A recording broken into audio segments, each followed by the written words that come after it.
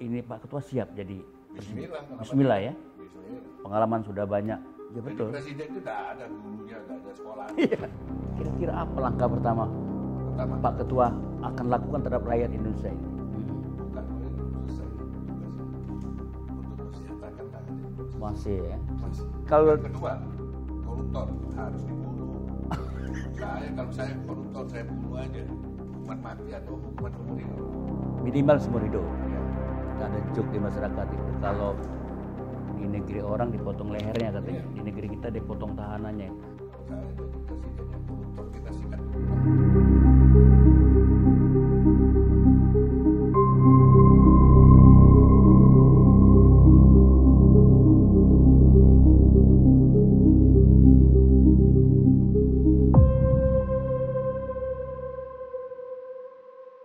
Kalau di Amerika itu DPD RI disebut Majelis Tinggi, Senator. Kalau di Indonesia DPR itu disebut House of Representative, DPR juga. Tentu kalau di Amerika senator ini DPD ini kuat sekali fungsinya. Ada hak eksklusif. Misalnya perlu informasi kabinet dilantik harus lapor dulu ke senatornya. Kemudian pengangkatan angkatan bersenjata mesti lapor, kemudian dubes. Kalau di sini kan DPR. Nah, DPD kan belum. Nah, kita ingin tentu begitu posisi senator DPD RI ini, tinggal menunggu waktu. Oke. Belakangan ini juga saya monitor di berbagai media, Pak Ketua kita ini, Ketua DPD RI ini melontarkan gagasan menurut saya penting ya, terutama kalau tidak salah Pak Ketua membuat presidensial threshold 0, betul? Kedengarannya ada kabar-kabar burung bahwa Pak Ketua mau tarung juga di kompetisi tahun 2024. Ini menarik ini. Ini juga publik ikut membicarakan nih. Ketua DPD ingin running di Pilpres 2024. Ini gimana sampai sejak itu Pak Ketua untuk mencalon presiden? Saya itu kalau mencalonkan presiden itu kan semuanya apa ya? Ya kalau saya bilang mencalonkan, dan saya itu selalu katakan bahwa saya baru mau menyelesaikan jabatan saya sebagai Ketua DPD di tahun 2024. Nah, berarti kan saya harus tanggung jawab masalah jabatan saya. Kemudian di tengah-tengah banyak relawan yang seperti saya Betul, sampaikan tadi. iya saya dengar. Mereka menggosok saya untuk jadi calon presiden ini. Itu urusan mereka. Gak ada masalah buat saya. Betul. Toh nanti kalau seandainya pun juga saya menjadi calon presiden, salahnya di mana? Nggak ada salah tentu. Nggak ada salah. Setelah dipikir-pikir itu sudah lama nih Iya. dalam perjuangan ini, akhirnya yang kita berpikir, DPD mau calonkan presiden, kuncinya dari mana? Tentu kan partai politik kan. Tapi Pak usulkan, saya lihat di media, Ya, DPD ini harus punya kekuatan juga. Makanya, Mm-mm. DPD mau calonkan presiden dari mana? Sedangkan kita ini loh non partisan. Kita mau masuk DPD itu tidak boleh berpartai. Nah terus mau calonkan presiden terus dari mana caranya? Nah makanya muncullah saya akhirnya mengundang Pak Andi Matalata ke kantor DPD mau tanya sebetulnya ini bagaimana ya? Presiden threshold 20% ini datangnya dari mana? Beliau bilang nggak ada ini. Ini tidak ada. Ini Andi Matalata mantan DPR Golkar. Iya, Oke. ketua fraksi Golkar dulu. FKP ya. Iya dulu. Dia bicara semua. Betul Pak Andi. Pak Andi siap jadi saksi ahli. Oh siap. Ini aslinya nggak ada semua ini. Mm-mm. Dan terus nanti bagaimana kalau pemilihan yang pakai yang hasil 2019 mana bisa? Kalau disamakan antara capres sama pileg. Pendirian bersama, itu nggak ada batas ambang itu, nggak ada. Mesin nol. Harus nol. Dibarengkan soalnya kan. Iya. Kalau dipisah pun juga, nggak mungkin juga bisa dikasih batas itu apa istilahnya beliau ada. Menghilangkan hak rakyat. Ya, bukan menghilangkan hak rakyat aja. Kita ini sebelum amandemen bahwa MPR itu terdiri dari DPR, putusan golongan, putusan daerah. Kemudian putusan golongan bubar, putusan daerah menjelma jadi DPD. Putusan daerah dulu dipilih oleh DPRD, kita sekarang sudah dipilih rakyat. DPD rakyat. Ini sudah jelas bahwa MPR, ada DPD, ada DPR, ada DPD. Ini kenapa kok DPR saja yang jadi alat untuk mendukung alat untuk dibandingkan calon presiden. Kenapa nggak DPD? Kenapa tidak DPD? Lah di dalam undang-undang dasarnya kan jelas bahwa harus partai politik, DPD, partai politik ada gabungan. Kenapa nggak dimasukkan sekali yang DPD? DPD RI. Harusnya kalau fair, masukkan di bawahnya ini satu, bisa melalui DPD RI. Non-partisan DPD RI. Nah inilah yang membuat akhirnya, wah kalau gitu saya tak calonkan presiden aja. Dari DPD RI. Dari DPD RI. Iya, iya. Akhirnya muncullah dukungan dari rekan-rekan anggota DPD, dorong saya untuk maju presiden, supaya hak kita di sini ada. Iya, iya. Kan lucu, ada calon presiden dari DPR, partai, iya. tapi calon presiden dari non partisan nggak ada. Padahal dia ada sama-sama di dalam MPR. Kan kita sama-sama di ya, MPR, DPR, DPD. Iya, kan kita sama-sama ada. Nah kenapa kok nggak ada? Akhirnya kita harus maju sebagai calon presiden. Nah dari situlah Jadi ini menjadi salah satu tugas ketua DPD juga. Gitu. Apa ini dibicarakan dengan Timja soal DPD perlu semacam kekuatan untuk mencalonkan DPR presiden? Oh, enggak. Di samping partai politik. Ini aspirasi dari rakyat. Dari rakyat ya. Yang saya jalankan ini aspirasi rakyat. Timja dia memperkuat rakyat. Di luar ya. Nanti di ujungnya akan ketemu. Ketemu ya. Insya Allah. Yakin. Betul-betul ini murni aspirasi rakyat supaya DPD aspirasi rakyat. punya Justru cara. Karena aspirasi rakyat itu yang mendorong saya supaya calon presiden. Nah, saya bilang saya ini bukan berpartai. Mau dari mana? Akhirnya ya melalui satu-satunya melalui dari DPD RI.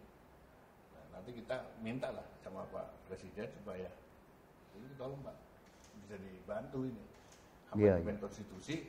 Jangan hanya namanya parpol politik aja, ditambahi lagi satu pasal situ. Pasal DPD bisa mencalonkan diri. Iya, mencalonkan presiden. Ini baru adil. Iya dong. Iya betul. Dan dulu nggak ada yang bersuara, nggak tahu saya kenapa. Sekarang ya harus ada berani. Karena mungkin dulu nggak ada calon presiden dari DPD.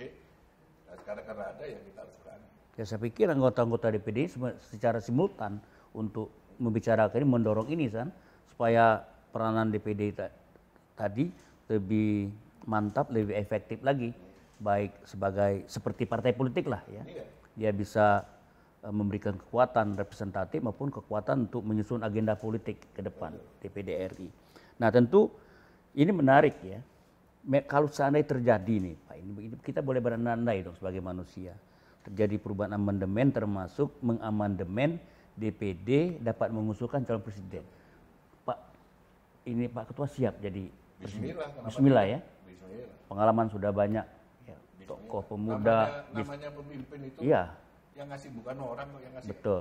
Tuhan kok. Kita cuma berusaha ya. Saya jadi ketua DPD tidak pernah mimpi. Siap lah ya. Iya. Saya jadi ketua DPD cuma kita punya cita-cita boleh. Tapi kita selalu yakin bahwa jabatan itu Allah yang kasih. Iya. Kalau Allah kasih jabatan itu ya kenapa tidak? Sama juga di DPD. Ya betul. Jadi presiden itu tidak ada gurunya, tidak ada sekolah. Iya, saya kan kaget Bapak begitu langsung jadi ketua, itu luar biasa itu. Satu stepping stone yang orang tidak perkirakan gitu. Bapak ini Pak Ketua jadi anggota aja orang udah senang gitu kan. Tiba-tiba jadi ketua gitu. Orang banyak yang nanti jalan kayak jalan buktinya lah begitu. Ya ini kan keliling kan, ini baru pertama kali saya lihat ketua DPD betul-betul roadshow untuk memperkenalkan DPD RI. Ya, kita belum cek dengan survei seberapa jauh rakyat ini sudah betul percaya sama DPD RI, sejauh mana rakyat kenal sama DPD RI.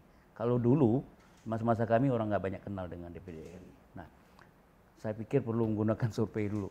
Hasil keliling hampir 2 tahun ini efektif nggak memperkenalkan DPD dengan rakyat? Saya mau pakai survei. Kalau orang lain survei silakan aja. Kalau saya sih, yang penting saya keliling dulu. Saya kan punya program. Ya. Keliling itu saya punya program.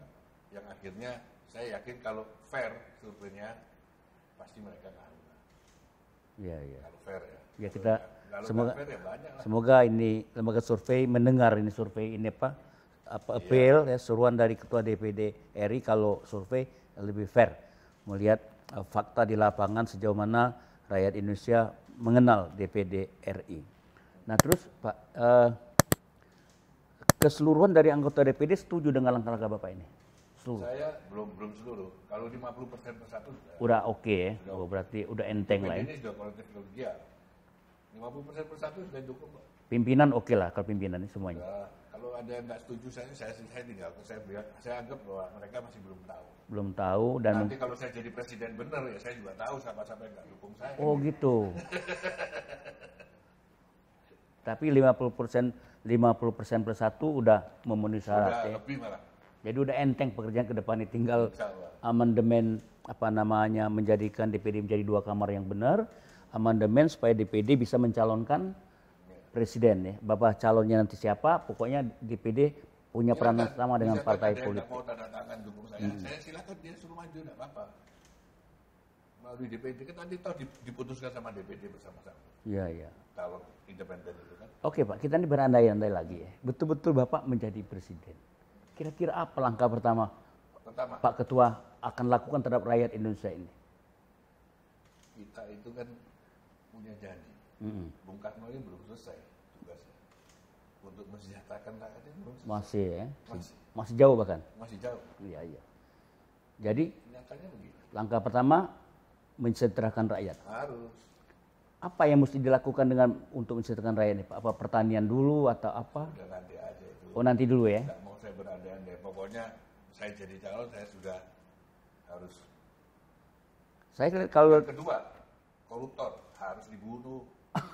Kalau saya koruptor saya bunuh aja. Hukuman mati atau hukuman seumur hidup.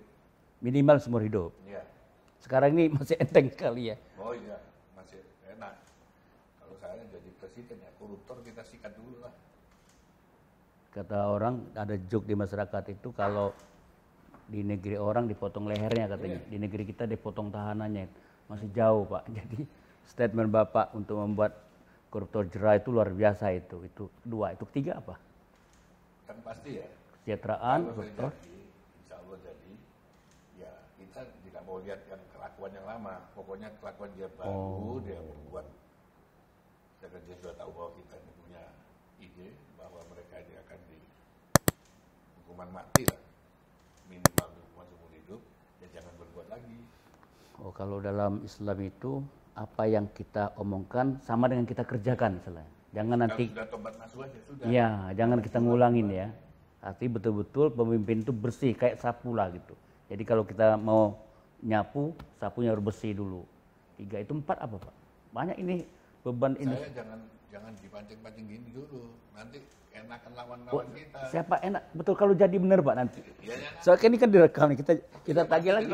Saya langsung datang ke sana. Halo Pak Ketua, masih ingat? Oh ingat ini Pak. Sudah cukup itu. Ini Pak Bursa ini ya? Oh iya, ini 3 janji ini. Ini nggak ada 4 ini. Ada banyak. Banyak ya, tapi 3 itu ya. Minimal 7. 7 ya. Jadi Kita punya program itu ada. jadi cita-cita Soekarno itu masih jauh dari Masih jauh. dari kenyataan soal Jadi yang kesejahteraan, pasti itu kan Pak Jokowi ini sudah berhasil membangun infrastruktur. infrastruktur. Sudah berhasil. Saya terus mengangkat topi lah sama beliau. Dan kita juga harus mengamankan beliau sampai tahun 2024. Ya harus itu. Kalau saya jadi, saya juga harus membangun infrastruktur. Melanjutkan ya. Melanjutkan untuk sumber daya manusianya. Oh iya iya iya. Orangnya. Supaya rakyatnya sejahtera. Gitu. Jadi infrastruktur teknologi ya. Jadi itu sudah jalan ini. Iya iya. Otomatis. Otomatis. Tapi kan orangnya yang harus Diberdayakan kembali, Diberdayakan kembali. diperbaikin kualitasnya. SDM-nya manusianya nih. Supaya mereka bisa rakyat betul-betul sejahtera. Iya iya. Ada lagi Pak? Nanti banyak. Cukup 3 dulu ya. Masih banyak. Masih banyak ya. Masih banyak. Tentu 3 dulu simpan dulu yang lain. Iya, Ya simpan dulu. pemirsa. Kita buka sekarang kan Ya. nanti orang pada nempel aja. Oh, ya. Nempel terus mau jadi tim sukses lagi ya. Banyak. Jadi gak ada lagi nih 3 aja nih. Perlu ditambahkan nggak? Oh tambahnya banyak, tapi nanti aja. Nanti aja ya. Main panjang kita. Oh main panjang. Kalau kita jauh sekarang ini tidak diundang lagi saya sama. Oh, boleh. Iya. Kita kan main panjang lagi supaya kita ketemu terus. Betul. Sekalian sosialisasi kan. Tapi memang Pak ini kecanggihan Pak Ketua ini sekarang mana Pak ini luar biasa nih Pak Ketua ini keliling ini begini tiba-tiba ada isu mau calon presiden di samping untuk amandemen presiden. Yang menarik yang presiden yang terakhir, Pak. Jadi langkah-langkah Pak Ketua ini udah mendahului yang lain-lain tanpa tidak aling-aling. Dan saya pikir tidak apa-apa sebagai insan politik ya. Jangan pemilihan presiden Amerika Serikat baru dilantik malamnya, besok orang dan calonkan presiden lagi. Mau mencalon dia si Trump kan, saya mencalon lagi katanya. Jadi sebetulnya kita nggak perlu risih ya, itu dia biasa namanya politik. Yang penting jangan ganggu jalannya pembangunan, jangan ganggu siklus 5 tahun itu. Siklus 5 tahun mesti kita jaga. Ya. Ya. Jadi pemirsa di seluruh Indonesia, kita akhiri jumpa dengan Pak Ketua DPD RI pada kesempatan ini. Kami doakan seluruh pemirsa dalam keadaan sehat walafiat dan jangan lupa tetap menjaga protokol kesehatan. Dan jangan lupa lagi tonton video ini sampai selesai, subscribe, comment, and share. Salam jumpa dan salam sehat. Terima kasih Pak Ketua. Semoga sehat selalu. Amin. Insyaallah.